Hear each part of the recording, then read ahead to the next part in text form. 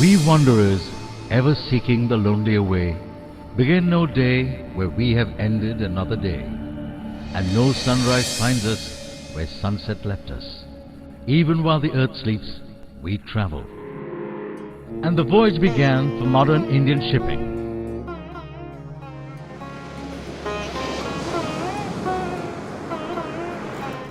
SS Loyalty, first Indian ship, sailed to United Kingdom from Alexandria Dock of Bombay on April 5, 1919. This event is commemorated as a National Maritime Day of India every year on 5th April since 1964.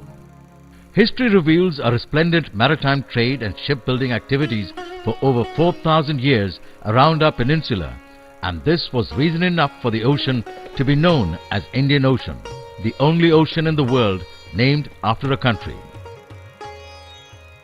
About 2300 BC, Lothal, a prominent trade center of the Indus Valley civilization, was believed to have the world's first tidal dock.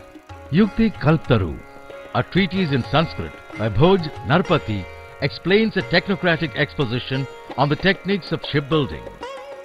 For over 150 years, Wadia master shipbuilders dominated ship manufacturing worldwide during 18th and 19th century.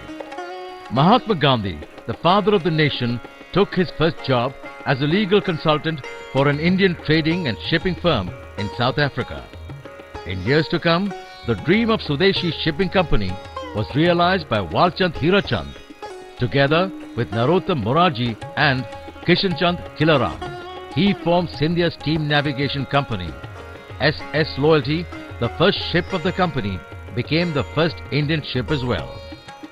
On June 21, 1941, Dr. Rajendra Prasad laid the foundation stone for the first modern Indian shipyard started by Scindia at Visakhapatnam, now known as Hindustan Shipyard Limited. Soon after independence in 1948, its first ship, Jal Usha, was launched by the Prime Minister Pandit Jawaharlal Nehru. The idea of sustained development of domestic shipping industry and shipyards by Lal Bahadur Shastri paved the way for the formulation of Indian Merchant Shipping Act in 1958. And the Directorate General of Shipping was established. We in the Directorate General of Shipping have been entrusted with the task of maritime administration, and we firmly believe that we can be effective while we are regulating, we also facilitate.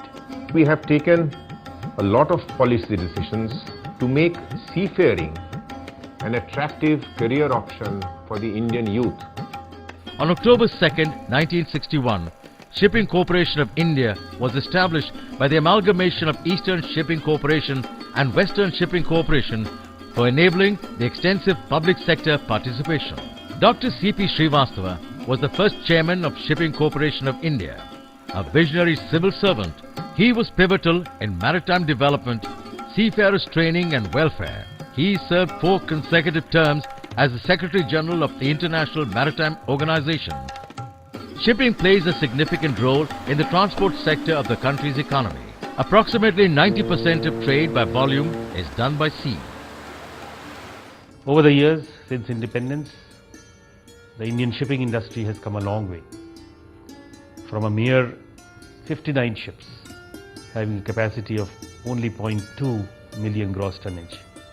Today we are having more than 1150 ships with a capacity of about 10.5 million gross tonnage. Offshore industry in India was started in the late 1970s with the finding of oil in Bombay High region. Indian offshore industry is on a high growth trajectory and is expected to grow at 30% CAGR in coming years.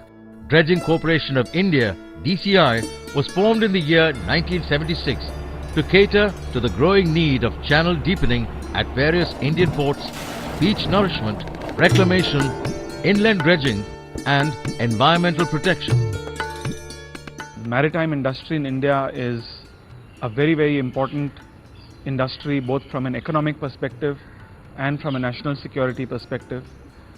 We are committed in the Ministry of Shipping to ensure that the maritime sector gets the right impetus from the government so that we can move into the future with greater strength and resolve. In 1927, The importance of organized training was recognized with the establishment of India's first training ship, Zafran. The training of marine engineers was transferred ashore to a new marine engineering college at Kolkata in 1949, known as DMET, Directorate of Marine Engineering Training, with a branch in Mumbai. In 1953, Pandit Jawaharlal Nehru inaugurated DMET's new building. DMET was renamed as Marine Engineering and Research Institute, MERI, in 1993. To replace aging Zafran, on 2nd February 1972, T.S. Rajendra was delivered to then Prime Minister Mrs. Indira Gandhi by Hindustan Shipyard. In the early 80s, when the requirement of officers increased well beyond the output of T.S. Rajendra, a need for an onshore academy was realized and T.S. Chanakya was established in 1993. Lal Bahadur Shastri College of Advanced Maritime Studies and Research is also situated in Mumbai for post-sea training. In 1998, government allowed private training institutions to facilitate the growing demand of seafarers. The Indian Maritime University, IMU, was formed in the year 2008, regulating all government maritime training institutes. Seafaring is an extremely tough and challenging life. The training of Indian crew and ratings was initiated in 1910 at T.S. Rahman. During the war times, thousands of our seafarers lost their lives. The Indian Sailors Memorial Hall in Mumbai commemorates more than 8,000 sailors who died during World War I and II and have no other grave but the sea.